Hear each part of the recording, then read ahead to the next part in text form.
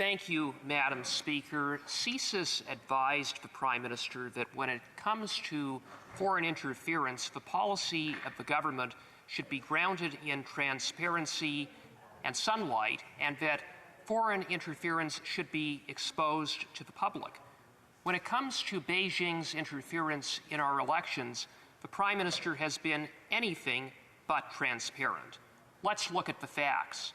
On November 7th, Global News reported that last January, the Prime Minister was briefed about a vast campaign of interference by Beijing in the 2019 election, directed by Beijing's Toronto consulate, involving 11 candidates. For 2 weeks, Conservatives asked the government what the Prime Minister did with that information. Did he report it to Elections Canada, to law enforcement, or did he sit on his hands and cover it up? For 2 weeks, our questions were met with silence by the Prime Minister. Suddenly, after 2 weeks, the Prime Minister broke his silence and essentially said, "Nothing to see here as it pertains to me," claiming that he wasn't briefed, but using very carefully chosen words, not briefed about candidates receiving money from China. That is not what Global News reported on November 7th that the Prime Minister was briefed about. The Prime Minister was reportedly briefed about a vast campaign of interference by Beijing directed by the Toronto consulate. It was reported that those candidates received money, but again, it was never alleged that that money directly came from China, that a check was written from China to 11 candidates. It was telling yesterday that when the Leader of the Opposition asked a pertinent question of the Prime Minister, was he briefed about electoral interference by Beijing? Not once, not twice, but on 5 occasions, the Prime Minister refused to answer.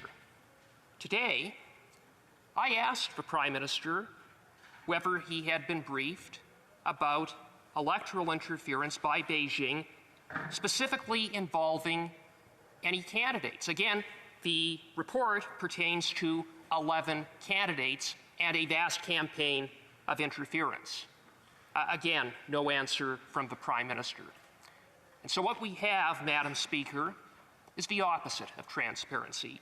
We have a smokescreen from the Prime Minister, a Prime Minister who is answering questions no one is asking, denying allegations no one is making, all the while avoiding answering the question that needs to be answered.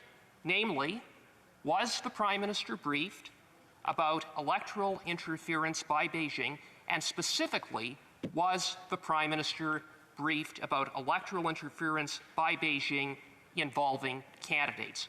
So I ask again, was he, yes or no? The Honourable Parliamentary Secretary to the Leader of the Government in the House of Commons. Well, I apologize that the member feels as though his question has gone unanswered, Madam Speaker, but sitting through the same question period that he has on a number of occasions, I've heard some fairly direct answers, which I will attempt to provide to this member once again. Perhaps he will take them from me. Madam Speaker, the reality is that at a time when democracy is challenged worldwide, Canada's electoral system is healthy and robust, and Canada continues to rank amongst the healthiest democracies. However, there is no question that with the rise of authoritarianism that we are seeing in other countries around the world today, and an increase in both public and media focus on foreign interference, protecting Canada's national and economic security requires strong action. That's exactly what our government has done since 2015. Madam Speaker, as the Prime Minister has said very clearly, and the Minister of Public Safety has repeated, our government has put in place an independent process of experts chaired by the Clerk of the Privy Council, something that the previous Conservative government had not thought important enough to do.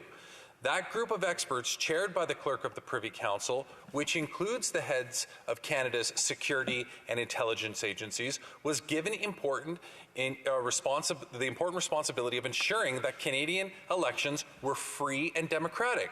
The good news, Madam Speaker, which I hope would excite the member opposite, is that experts have confirmed both elections were exactly that, free and democratic.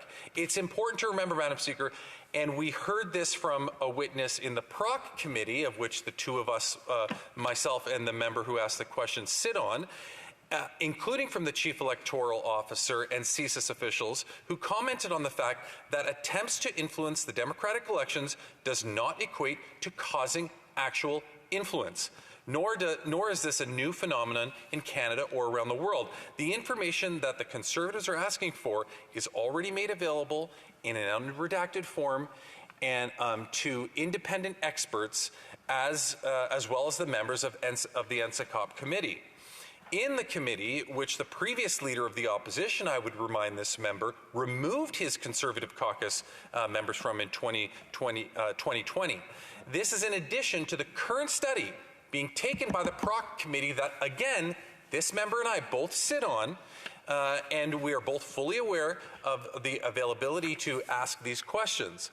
The work being done by the committees like NSICOP and CSIS and the national security experts strengthens the democratic process and Canada's elections, and the Conservatives are undermining this important work rather than offering a more productive contribution to the discussion of security in elections.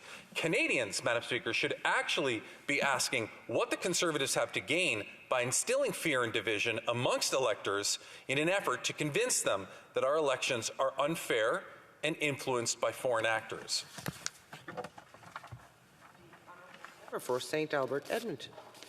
Madam Speaker, no one is questioning the overall integrity of the last two elections. That is not the issue.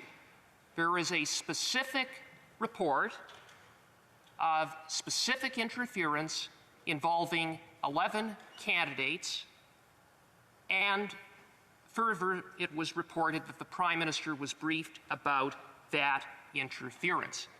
It's important that the Prime Minister be transparent. That is the advice that he had received from CSIS. I don't understand why the Prime Minister, why the Parliamentary Secretary is unwilling to answer that very straightforward question. So I'll ask it again. Was the Prime Minister briefed about electoral interference by Beijing last January, and specifically in respect of candidates? The Honourable Parliamentary Secretary. Madam Speaker, I would refer the member to the answer to that exact question that the Prime Minister gave today, where he answered that question. But furthermore, and perhaps more importantly, Madam Speaker, is that this member just said, he just said it himself, he said, no one is questioning the electoral interference. Well, if that's the case, why is this member continuing to maybe he needs to be more clear on exactly what he is accusing the Prime Minister of, so that we can then try to address his question. So if he wants to be direct and transparent, as he's suggesting is so important right now, maybe he should be direct and transparent in what it is exactly that he is suggesting that the Prime Minister has done. Because he just admitted, by his own admission, that nobody is questioning, apparently nobody is questioning, including Conservatives, that there was any electoral interference. Then why the charades and keep going on and on about this?